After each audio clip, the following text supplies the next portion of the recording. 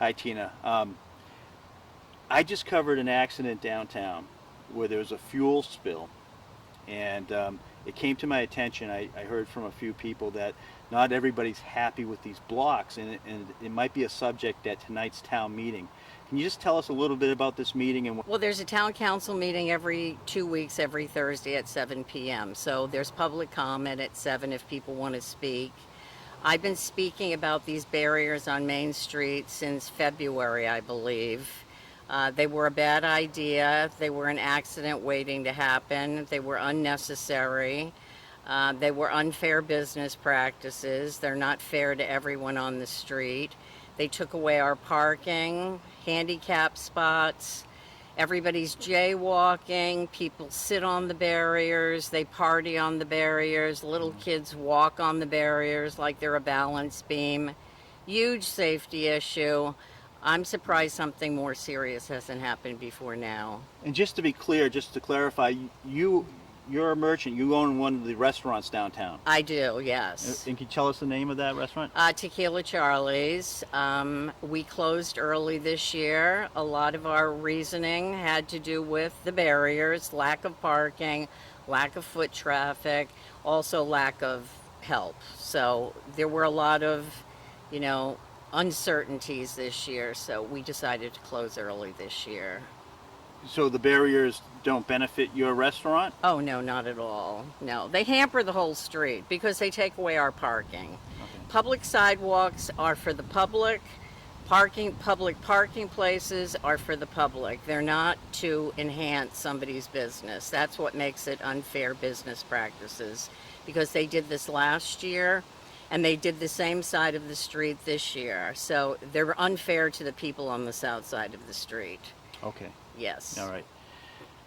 And you mentioned something about there's others that aren't happy with this, the blocks being up there. But before I get to that, someone just told me that these blocks should have been removed by now. Can you explain a little bit about that for everyone? Yeah, the state of emergency expired on June 15th.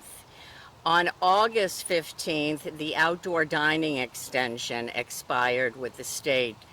Governor Baker did put in legislation to extend it, but as far as I know, it has not been passed. So the barriers should have been removed on August 15th, and the town knows that, but they chose not to remove them, and now we have an accident, which could have been prevented if they took them out on the 15th. So, yeah. Who's holding this up?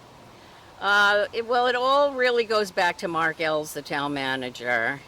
And if anybody wants to email him, his email is mark.ells, E-L-L-S, at town.barnstable.mass.us. Okay. And they can give him their opinion on these barriers. I know it's been a huge traffic backup all the way to Yarmouth. And I'm just ready to see the barriers go and the street to get back to normal. So I see that they're helping some restaurants, but I mean, how many restaurants are they helping? I think there's a handful of restaurants that are benefiting from this because they're allowed to take over the whole sidewalk and a parking spot, because now the one-way lane of traffic is now a walking area. They're also blocking 4 handicap spots. The real thing is I had many phone calls from people who said they wouldn't even deal with going to Main Street this summer, and that probably bothered me the most, that people that normally come avoided Main Street because of these barriers. I mean, there are people that have greatly benefited from it, but there are others like myself who did not benefit at all. It was a detriment. So there are some pros to these barriers that benefit, it sounds like certain people. But it's supposed to be justice for all. What are the cons? Tell us the cons, would you? The cons of the barriers? Yeah. Oh, I've just listed them all. They took up parking, they took up the sidewalk, they're a safety issue. Ambulances and police can't get down the road because if people are parked on the south side, they can't get around them. It's just unnecessary, uncalled for, and the town should just remove them and be done with it. And you're saying that they should have already been removed. Oh, yes, yes. The 15th was the deadline. August 15th. August 15th, they had a 60-day extension from the governor, and restaurants and bars had an extension until August 15th. So unless the legislation passed and I'm not aware of it, they should have been gone on the 15th. And tonight's meeting, you're hoping for what? Well, I just speak at town council meetings. I speak at public comment. I don't hope for anything at this point. So do you have any, hopes that they might listen to this and take this into consideration and get those blocks out of there, since it seems like it's only benefiting a few where it inconveniences many? Well, it would be nice if everybody in this town was treated equally, and the town has a big problem with treating people equally. And all you have to do is just drive down the street and you can see it. So no words need to be said. It's all there. Was there a vote for these blocks? No. I think it was a meeting in a quiet little room where the Business Improvement District and the Planning Department and the Licensing Department and the town manager decided that's what they were going to do.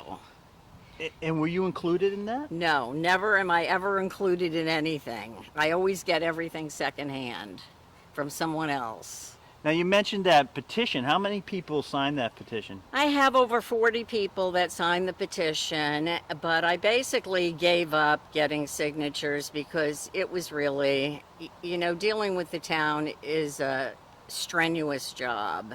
Yeah. And, I hate to say this, but I'm like the Hyannis watchdog all the time. And, somebody needs to watch them. So these signatures, are they also like business owners downtown for the most part, or? They're either business people that own the business, own the land, or manage a property, because a lot of the properties on Main Street are leased. Mm-hmm. So there's a, like a business manager that runs it. Yeah. But yeah, I've been hearing from a couple of them, Well, a lot of people don't want to speak out because they're afraid to. They think they're going to get in trouble with the town or in trouble with somebody, so they like to stay neutral. And I understand that, but I've always been very opinionated when it comes to issues on Main Street, that they be fair, equal, and that they're just. Mm-hmm. And we have no hairdressers on Main Street anymore because they kept getting tickets because there's a 2-hour parking ticket, and most women are in the hairdresser for more than 2 hours. So basically, I would say about maybe 4 hairdressers left Main Street, and, Is there any recourse for citizens in this situation? I mean, don't we vote for the town manager? No, we do not. He's an unelected town manager. We vote for the town council, but he makes a lot of decisions that never go through the council, and this was one of them. Is there any oversight, in this? So you're saying that Governor Baker said that everything should be back to normal by now, right? It should. He put in legislation, but I don't think the legislation passed or went through or was approved, whatever.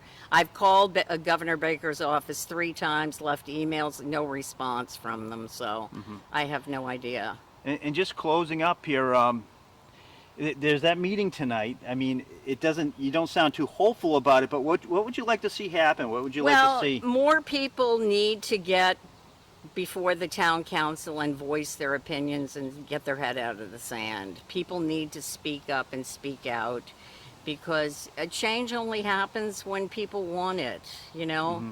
It's like, I'm just one voice. Other people have to stand up for what they want to. Yeah.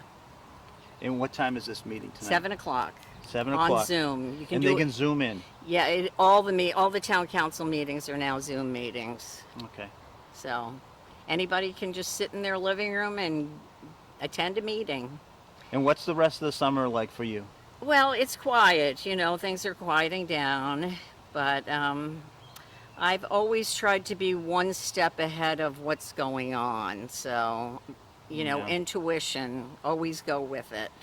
And And these blocks affected your business, it sounds like. They did, but other factors too. But Yeah. yes, they were a big part of it. Did yeah. they affect others too, or? I think there are some people, Yeah. yeah. But I think everybody likes to be, hopeful and cheerful and positive. Right. And Yeah, that's the argument. Yeah. yeah, so, to each his own. Okay. Yeah. So, is it fair to say these blocks benefit some downtown, but Yes. Yes. it's a disadvantage to They're a others? disadvantage to others, yes. Okay. To the south side, I would say. I mean, there are people on the north side that don't like them either, but it really affects the outdoor businesses on the south side of the street because, Okay. and our foot traffic is not where it should be either, so, Okay. yeah. I appreciate you taking the time to speak with me here. Okay. Like I said, I was just downtown covering that accident, and I was thinking this could have been a lot worse. There was an oil spill, and they had to clean up, and they had to completely close down the street. And then somebody mentioned that there's a few people not happy with these blocks, and that's Yeah. what brought me Yeah. here to speak with you, and I appreciate your time. Okay, well, Thank thank you. All righty.